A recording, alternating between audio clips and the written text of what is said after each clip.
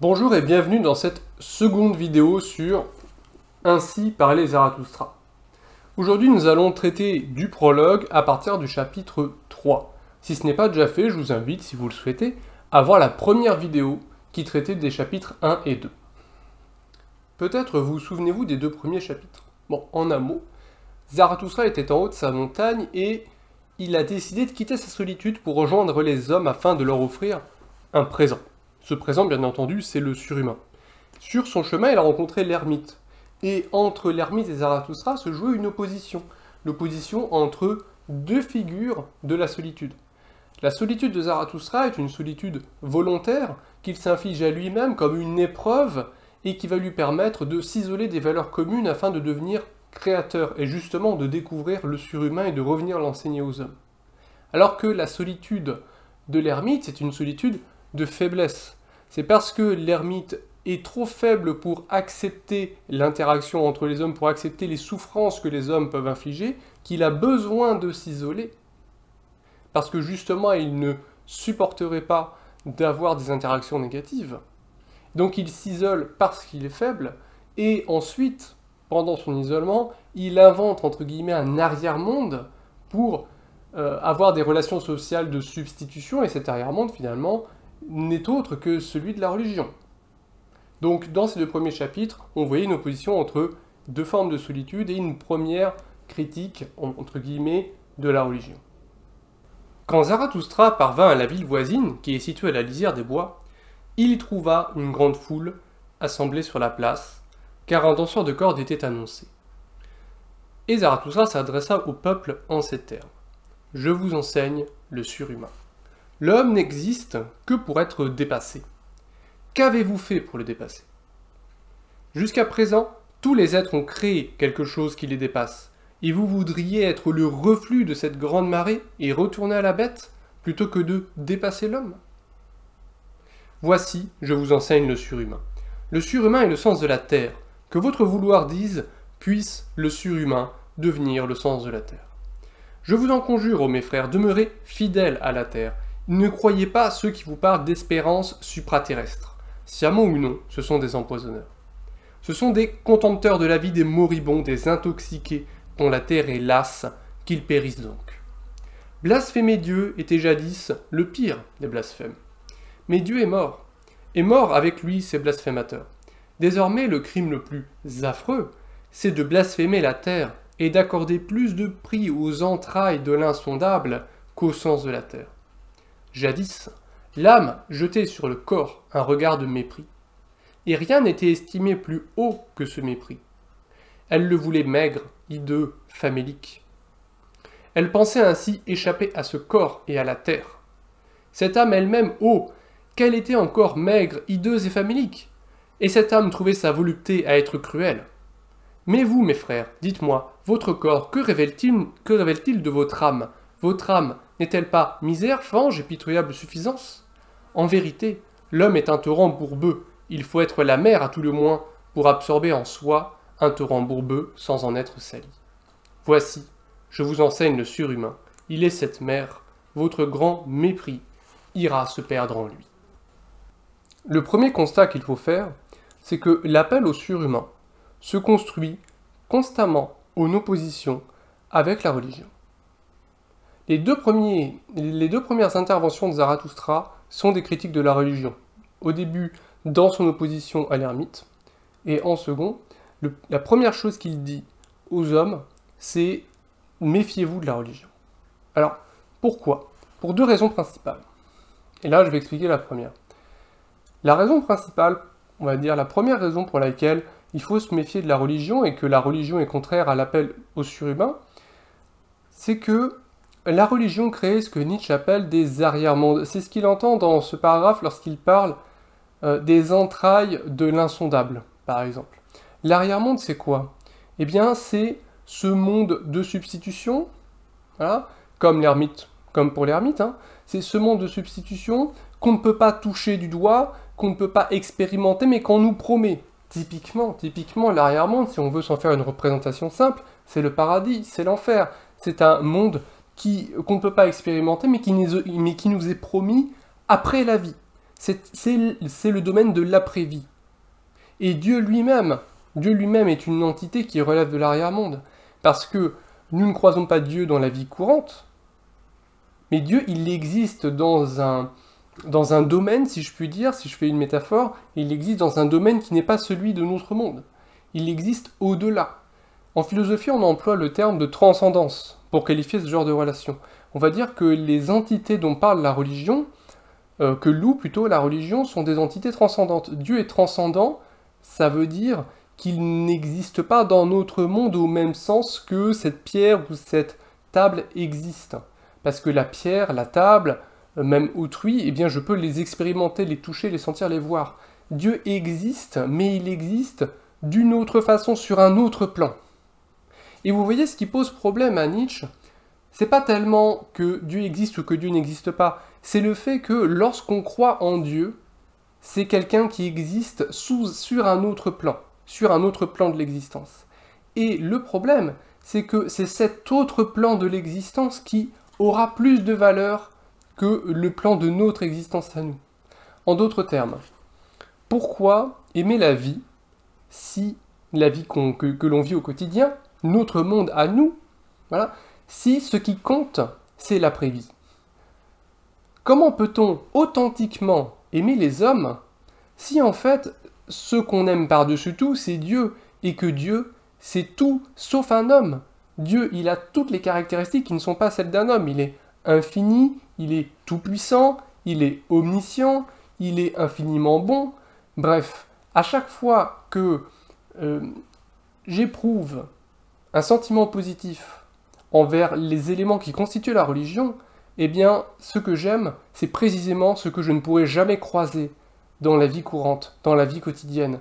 Et c'est pour ça que la vie religieuse est par définition une négation de la vie terrestre. En fait, Nietzsche joue vraiment de l'opposition entre le terrestre et le supraterrestre, et ce qu'il dit, c'est que les deux ne peuvent pas cohabiter, finalement, dans le cœur des hommes.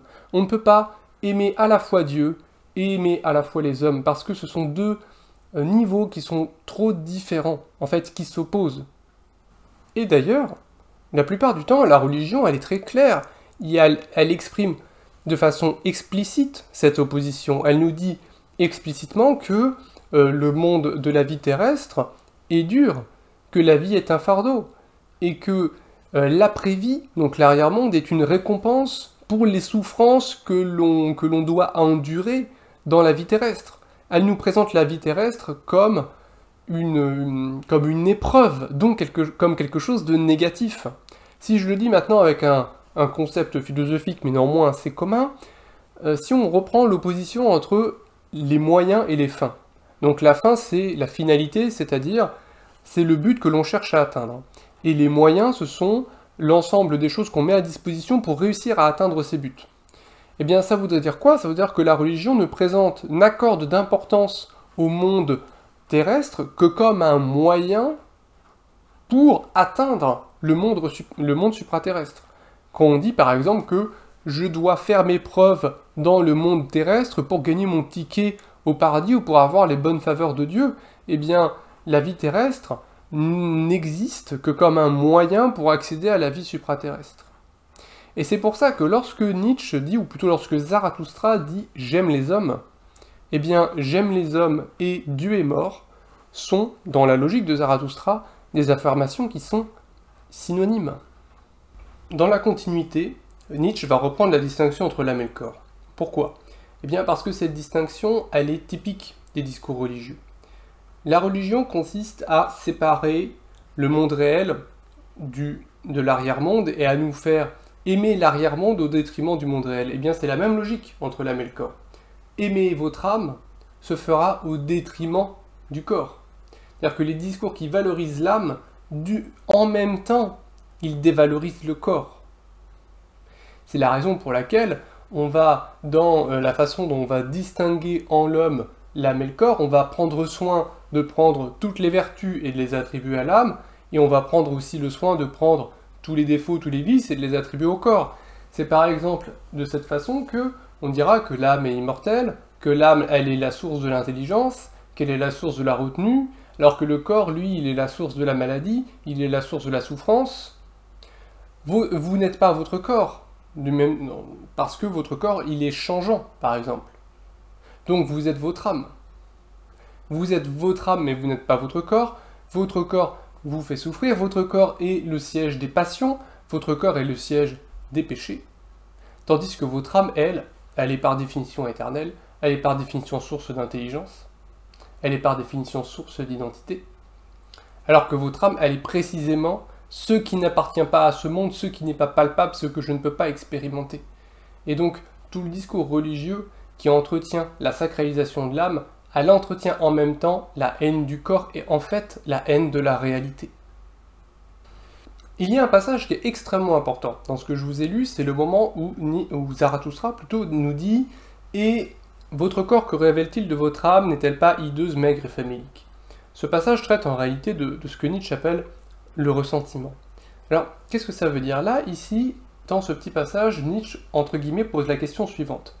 Si ces discours sont dévalorisants, eh bien pourquoi est-ce qu'ils existent? Pourquoi est-ce que des individus sont tentés de dévaloriser le monde réel au profit d'un arrière-monde? La réponse de Nietzsche, c'est sans doute pas quelque chose du type parce qu'ils se sont trompés. Ils ont mal raisonné, ils ont cru que Dieu existait. Bref, sa réponse, elle se situe pas au niveau sur le terrain de la vérité. Sa réponse, elle se situe ailleurs. La réponse de Nietzsche, c'est que pour tenir un discours qui dévalorise le monde réel, qui dévalorise le corps, eh bien, il faut être quelqu'un qui souffre et qui n'accepte pas de souffrir. Il faut être quelqu'un de bas et qui n'accepte pas cela. Il faut finalement être quelqu'un de faible, et parce que je suis faible et que j'en ai conscience, eh bien, il faut bien que j'arrive à arracher la victoire, mais autrement. Par exemple, je dirais, alors certes, je suis corporellement faible, mais mon âme, oh là, mon âme, elle est vraiment très belle. Certes, dans la vie réelle, je suis quelqu'un de misérable, mais j'ai gagné mon ticket pour le paradis. En bref, ce que Nietzsche est en train de dire, c'est que c'est la faiblesse de l'individu qui est à l'origine des discours qui dévalorisent le monde réel. Et donc il faut bien les prendre pour ce qu'ils sont, ces discours d'ordre religieux. Ce sont des discours de haine et de jalousie. C'est la jalousie envers le bien portant qui incite le faible à tenir un discours dans lequel il a une victoire imaginaire. Une victoire imaginaire non pas dans ce monde-ci, mais dans l'après-monde. Et cette victoire-là, personne ne pourra lui arracher, c'est sûr. Voilà pour ce qui est de la religion. Néanmoins, dans le discours de Zarathustra, il y a un autre passage que nous n'avons pas encore lu et que nous allons étudier maintenant, et qui traite du dépassement de soi. Quel peut être le plus grand événement de votre vie? C'est l'heure du grand mépris. L'heure où vous prendrez en dégoût votre bonheur lui-même et votre raison et votre vertu. L'heure où vous direz « Qu'importe mon bonheur, il n'est que misère, fange et pitoyable suffisance. Or mon bonheur devrait être une justification de l'existence. » L'heure où vous direz « Qu'importe ma raison, a-t-elle faim de savoir comme le lion a faim de pâture? Elle n'est que misère, fange et pitoyable suffisance. » L'heure où vous direz « Qu'importe ma vertu, elle ne m'a pas encore rendu fou, que je suis là de mon bien et de mon mal, tout cela n'est que misère, fange et pitoyable suffisance. » L'heure où vous direz « Qu'importe ma justice, il ne me semble pas que je sois encore tout feu tout flamme, or le juste est tout feu tout flamme. » L'heure où vous direz « Qu'importe ma pitié, la pitié n'est-elle pas la croix où l'on cloue celui qui aime les hommes, or ma pitié ne m'a pas crucifié. » Vous vous êtes déjà dit ces choses? Avez-vous déjà poussé ce cri? Hélas, que ne vous ai-je entendu crier ainsi? Ce n'est pas votre péché, c'est votre plate satisfaction qui crie au ciel, c'est votre parcimonie, même dans le péché, qui crie au ciel. Où est l'éclair qui vous léchera de sa flamme? Où est la folie contre laquelle il faudra vous faire inoculer? Voici, je vous enseigne le surhumain, il est cet éclair, il est cette folie. Jusque-là, Nietzsche définissait l'appel au surhumain de façon un petit peu négative. C'est-à-dire qu'on savait que l'appel au surhumain, c'était pas l'appel à la religion, mais on ne savait pas encore concrètement en quoi ça consistait. Et bien là, on a un premier élément de réponse. L'appel au surhumain, ça consiste en un appel au dépassement de soi. Et cet appel au dépassement de soi, il se fait dans l'opposition à l'appel au bonheur et à la tranquillité. Et c'est le sens de tous ces passages où Nietzsche répète à plusieurs reprises quelle que soit votre vertu, que ce soit la pitié, que ce soit la justice, ou que sais-je encore, eh bien, il faut chercher à l'intensifier le plus possible, et il rajoute, jusqu'à ce que cette vertu vous emporte, jusqu'à ce qu'elle cause votre perte. Bon, c'est un discours qui est très étrange, et on a à première vue du mal à comprendre ce qui le légitime. Parce qu'après tout, est-ce qu'on n'a pas déjà perdu lorsqu'on commence par dire on va mettre le bonheur dehors, et à la place vous allez faire autre chose? Oui, parce que le bonheur, comme le dirait Aristote dans l'Éthique à Nicomaque, eh bien, le bonheur, c'est classiquement la fin ultime, c'est la fin en soi, c'est la seule chose que recherchent tous les hommes, et tout ce que je fais est en vue du bonheur. Alors à partir de là, comment comprendre le fait que Nietzsche oppose le bonheur à autre chose? Comment comprendre le fait qu'il nous dise de mettre le bonheur de côté pour rechercher autre chose à la place? Pour comprendre cette critique, je voudrais partir d'un exemple simple. Le coureur. Lorsqu'il court, eh bien il éprouve une souffrance. La souffrance qui est dans ses muscles, la souffrance qui est liée à l'effort. Et pourtant, irait-on dire qu'il est malheureux? Pas vraiment. Ça montre quoi? Eh bien ça montre que la recherche du bonheur, définie comme absence de souffrance, eh bien elle n'englobe pas tous les comportements humains. Plus encore, pour Nietzsche, ça montre que celui qui est sain, celui qui est bien portant, ce qu'il veut, ce n'est pas l'absence de souffrance. Ce qu'il veut en réalité, c'est souffrir pour se dépasser lui-même. Et la véritable jouissance, elle se trouve dans le dépassement de soi. Elle ne se trouve pas dans la satisfaction. Elle ne se trouve pas dans l'espèce de bonheur global et durable qui est lié à l'absence de souffrance. Qui veut ne pas souffrir ou ne plus souffrir? Eh bien, la réponse de Nietzsche, elle est très simple, elle est très claire. Celui qui ne veut plus souffrir, eh bien, c'est précisément celui qui est faible.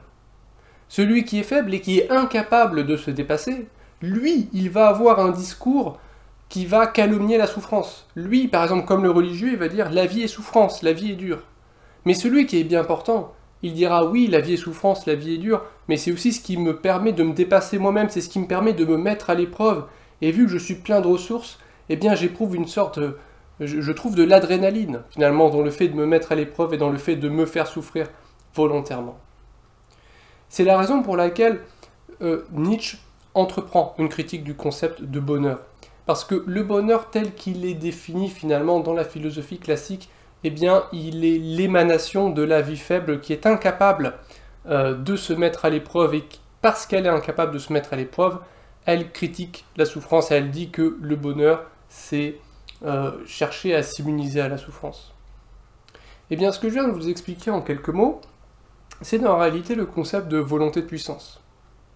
Et si on veut essayer d'avoir les idées claires et en poser des distinctions, on pourrait dire que celui qui poursuit la volonté de puissance, c'est-à-dire celui qui cherche à se mettre à l'épreuve et qui souffre dans cette mise à l'épreuve, il trouve en cela une forme de jouissance qui est distincte du bonheur sous la forme du fleuve tranquille, de l'absence de souffrance, dont peuvent parler la religion ou la philosophie classique.